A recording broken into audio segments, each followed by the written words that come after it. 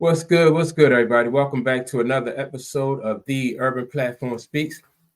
Make sure to like and subscribe as you come into the channel and check out the content. And with that being said, man, I want to touch a little bit on this Lil Durk situation. As you know, Lil Durk has been arrested for being connected to some hiring people to off some other people, and what I did was I went back and I looked at like some clips of Lil Durk, and one clip I came across that I thought was very interesting was a clip with Wallow and Gilly, $1 million worth of game, right? And Wallow made a very passionate plea to Lil Durk and his all his buddies and everything, really to stay away from, to avoid that street life and to change their life, right? Now, as it was a very emotional plea from Wallow. He was crying and explaining how he lost one of his cousins, and he wanted to get retribution from the guys who took his cousins away. But he said, he thought better of it, and he realized that if he went after those guys, then he wouldn't be, that would have caused him to either go to jail or even worse, right? And so he said that he had to stop that vicious, violent cycle right there with him. And so he pleaded to Lil Durk and all of Lil Durk's friends and everything to do the same thing, right?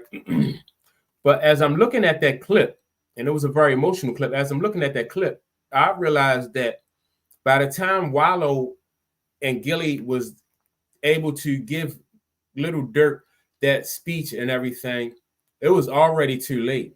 Wallow was, Lil Durk was already in over his head as far as being connected to, crimes and everything.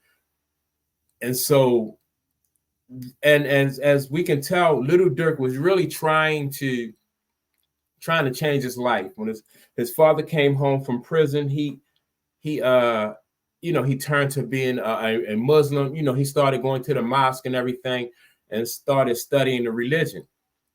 But by then, it was really too late. And so I say all that to say that there is no statute of limitation on those, on that crime right there. You know what I mean? Like if you're connected to someone being taken away from here, you will never have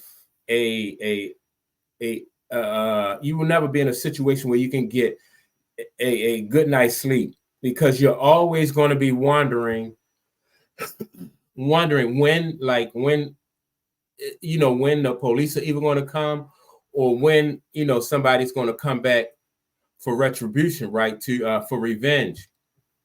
And so, like I said, Lil Durk, he was already in. By the time they gave this interview, it was just a little bit too late. Well, way too late for that type of speech. And he should have. He knew at that time. I bet you he knew at that time that he had been connected to some things that he couldn't take back. And even when up until like he was arrested, and he they said he was they well, the FBI pulled him in because they thought he was going to try to flee, right? And I don't know what this is, like what's going on now with like people who think that they can everybody can imitate Russell Simmons and think that once they get into some trouble or they see some trouble coming down the pike that they can leave. So what's going on now with the FBI and law enforcement is, you may most of the time, sometimes now, you don't even know that you're under investigation.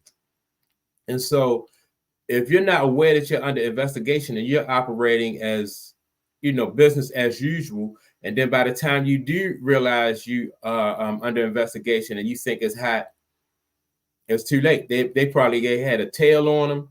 They tracking all of his movements, and then when he went to leave the country, that's when they scooped him up, because by that time FBI had enough information to at least be able to pull him in. And so once they pull him in, then they have a better chance of getting your bail denied, because it looks like you were fleeing. even though technically you may not have, Little Durk may not have even known.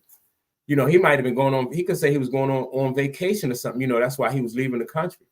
But they could, you know, the feds are going to say, well, he was trying to flee, and now they're going to, you know, deny his bail and take his passport. So no way you can really, when it comes to committing crimes and stuff like that, you know, no way you can really outsmart the law enforcement. In the long run, you come to find out that it really wasn't worth it.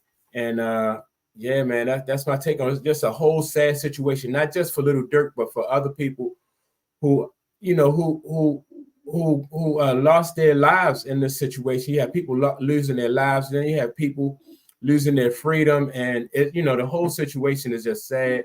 And like I said, it's basically not even worth it for you know, for you end up with nothing. Like Little Durk is going to end up with nothing in the long run. And you know, not only that, they say that the death penalty may be on the table for this case.